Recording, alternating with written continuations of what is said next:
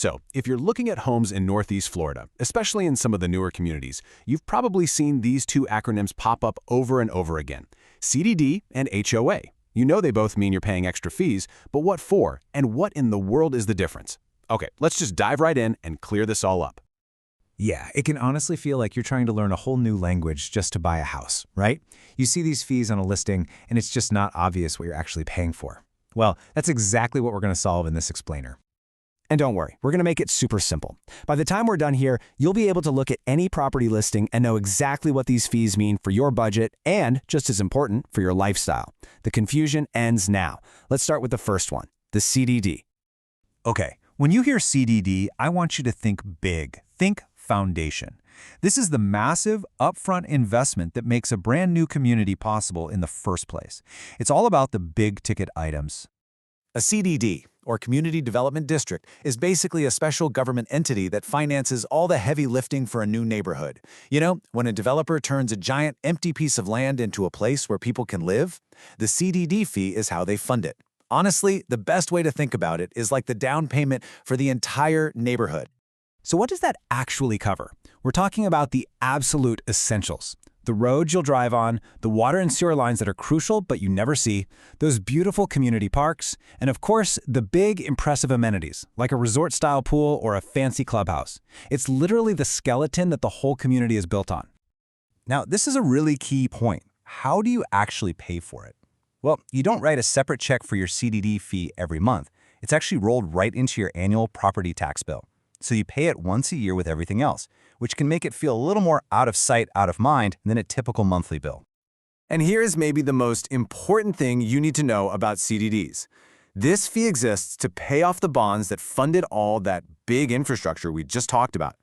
Once those bonds are paid off, and this usually takes around 20 or 30 years, that part of your tax bill can completely disappear. That is a huge detail to be aware of. All right, now let's switch gears and talk about the HOA. If the CDD is what builds the house, you can think of the HOA as the one in charge of keeping it clean, running smoothly, and looking good for years and years to come. So, the Homeowners Association, or HOA, is all about the here and now and the future of the neighborhood. Its entire job is to manage, maintain, and protect the community's appearance and the shared value of all the homes in it. It's an ongoing thing. So your HOA fee is paying for things like keeping the grass mowed in the common areas, servicing that beautiful pool the CDD built, making sure the front entrance looks nice, and also enforcing the community rules. You know, things like lawn care standards or where you can park. It's all about that day-to-day upkeep. And this is a big difference from the CDD. This is a bill you will definitely see on a regular basis. HOA fees are typically paid directly to the association, usually every month or every quarter. It's a continuous operating cost, not a long-term loan for infrastructure. Okay, so we've looked at them one by one. Now let's put them head to head. This is where it's all going to click into place. All right, let's just break this down real simple. The purpose, CDD builds, HOA maintains. Got it? The payment, the CDD is tucked away in your property tax bill, while the HOA is a separate fee you pay regularly. And the duration? This is the big one. The CDD has a potential end date, but that HOA fee, that's ongoing. See? Simple as that. So now you know the difference, but so what? How do you actually use this information when you're out there looking for a house? Let's get practical and give you a toolkit of questions you need to be asking.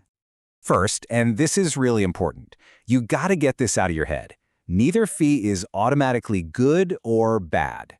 A high HOA might mean you get access to absolutely incredible brand new amenities, and a strict HOA might mean the neighborhood is guaranteed to always look perfect.